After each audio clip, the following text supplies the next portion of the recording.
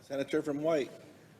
Mr. President, our Navy and Marine Corps are the best in the world, but we face many challenges across the globe. We need to build new ships, maintain our current fleet. We need to recruit and train and equip a force necessary to deter conflict, especially in the Indo-Pacific. And we need to help to keep sea lanes open for commerce and build deeper relationships with our allies and our partners. And to make sure that the Navy is able to carry out all military and civilian objectives, we allocate a lot of money for its budget. A comptroller is critical to ensure accountability of taxpayer dollars and keep the Navy's readiness at the highest level. Russell Rumbaugh, the nominee for this position, will bring firsthand knowledge to the job, having previously served as both special assistant to the director and an operations research analyst in the Secretary of Defense's Cost Assessment and Program Evaluation Office. And having served as an Army infantry officer, Mr. Rumbaugh has a unique perspective that will help him to support and strengthen our Navy.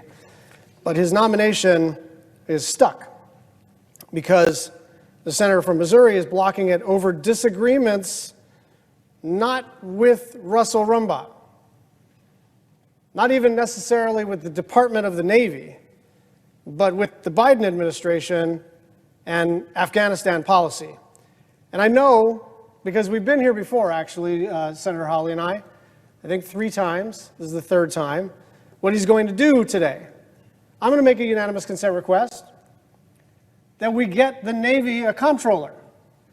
And he's going to say, no, I want a special committee on the Afghanistan withdrawal, which I'm not the Armed Services Chairman. I'm not the majority leader. I can't authorize that kind of thing. And in any case, the House Armed Services Committee is absolutely, under a presumed Speaker McCarthy, going to do tons of oversight in this space.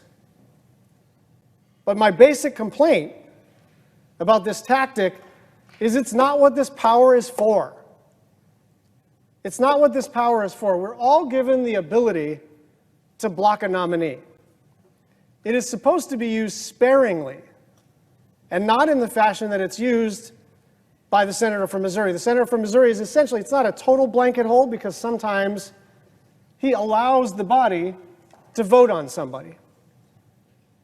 But the demand, which he knows will never be accepted, remains. Otherwise, he will block the logistics guy at the Army. He will block the fiscal guy at the Navy. He has blocked numerous Department of Defense nominees, not because of their qualifications, not because of any particular dispute regarding the nominee, but because he's mad about the Afghanistan withdrawal. Lots of people are mad about the Afghanistan withdrawal. Only Senator Hawley does this, and I would just submit that the right way to influence foreign policy is on the floor, as an amendment to the defense authorization or the State Department authorization, or on the Senate Foreign Relations Committee, or on the Senate Armed Services Committee, but just stomping your feet and disabling the Department of Defense from doing the work that it needs to do. I just got out of a meeting. I came right out of this meeting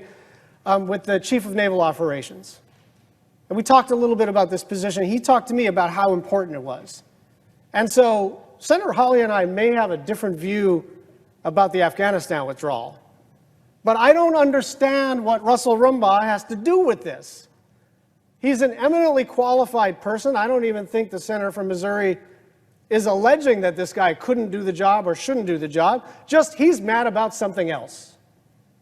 And so we've got to break this logjam. The senator from Missouri has been doing this for, more than a year now, and the Department of Defense itself is suffering. And so, we've exchanged some pretty tough words, but I just hope that he sees fit to separate his foreign policy objections around Joe Biden being president and Secretary Austin and Secretary Blinken. Fair enough. It's a free country. He's a Republican. I'm a Democrat. These are the kinds of fights we have. But why block the comptroller from the Navy? It just makes no sense to me. And so I ask unanimous consent that the Senate consider the following nomination calendar number 972, R. Russell Rumbaugh to be an Assistant Secretary of the Navy, that the Senate vote on the nomination without intervening action or debate, that if confirmed, the motion to reconsider be considered made and laid upon the table, and that the President be immediately notified of the Senate's action. Is there objection? Mr. President. Senator from Missouri. Mr. President, reserving the right to object, I ask for permission to hold up this shirt.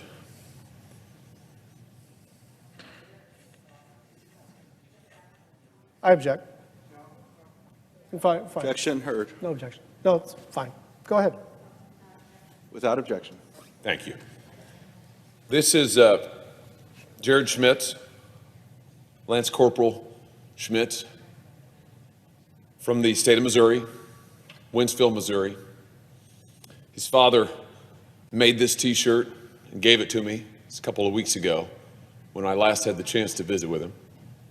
Lance Corporal Schmitz was killed in action at Abbey Gate on August 22nd of last year. On the back are the 12 other Marines who were lost along with Lance Corporal Schmitz on that day. When I saw his father and he gave me this shirt, he told me about all they're doing to honor Jared's memory. And he asked me to continue to fight, to uphold that memory, and to get answers. And I said, that's exactly what I will do. And the truth is, that family and the family of the other lost Marines and every American citizen have been waiting too long for answers about what happened at Abbey Gate over a year ago, as the senator from Hawaii rightly notes. We're waiting for answers as to why the commanders on the ground weren't heeded. We're waiting for answers as to why the White House wasn't ready to do a proper evacuation. We're waiting for answers about how the security situation so deteriorated that 13 service members were killed and hundreds of American civilians were left behind to terrorists there in Afghanistan. We're still waiting for answers. And so, no, I'm not willing to pretend that everything is fine at the Pentagon. Everything is not fine at the Pentagon. I am not willing to say that business as usual should go on. And no, I am not willing to waive the rules of regular order and expedite nominations without even a vote on the floor of this Senate. But I understand my colleague's sense of urgency here. I understand that he wants to move these nominations, and so in the spirit of trying to reach a compromise, as he proposes, I would just say this. Why don't we agree to take a vote, just a vote, on having a select committee to look into what happened at Abbey Gate and get those answers and make them public, not a commission that will take years and years to report, Vietnam style, when everybody who made the decisions are safely out of power and collecting their pension, but a select committee that will report and make public to the American people and get real accountability. Because who's been fired over what happened at Abbey Gate? Nobody. Who's been held accountable? Nobody. Who's given answers? Nobody. So here's what I propose. I ask that the senator modify his request such that the following confirmation of the Rumbaugh nomination, the Senate proceed to legislative session, that the Committee on Rules and Administration be discharged from further consideration. The Senate now proceed to Senate Resolution 763. Further, that the resolution be agreed to and the motion to reconsider be considered made and laid upon the table. Is there objection? Reserving the right to object. Just very quickly,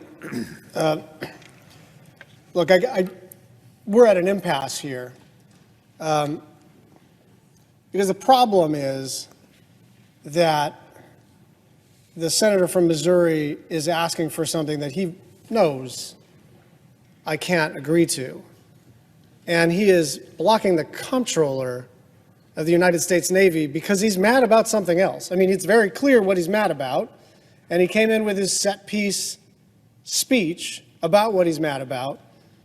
But the fundamental point here is that this is not the way to be a member of the United States Senate. I remember, I guess it was a couple of years ago, he came down and said, I ask unanimous consent that we pass my bill on Section 230 of the Communications and Decency Act. And I said, if you want to get a hearing, go try to get a hearing. Introduce a bill, get a Democratic co-sponsor, make the case, work it through the committee process. He has failed on that, and he has failed on this issue because he doesn't have other people with him, and so he's pitching a fit.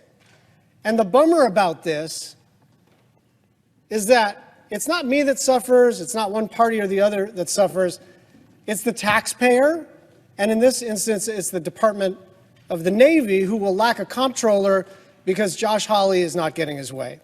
I object.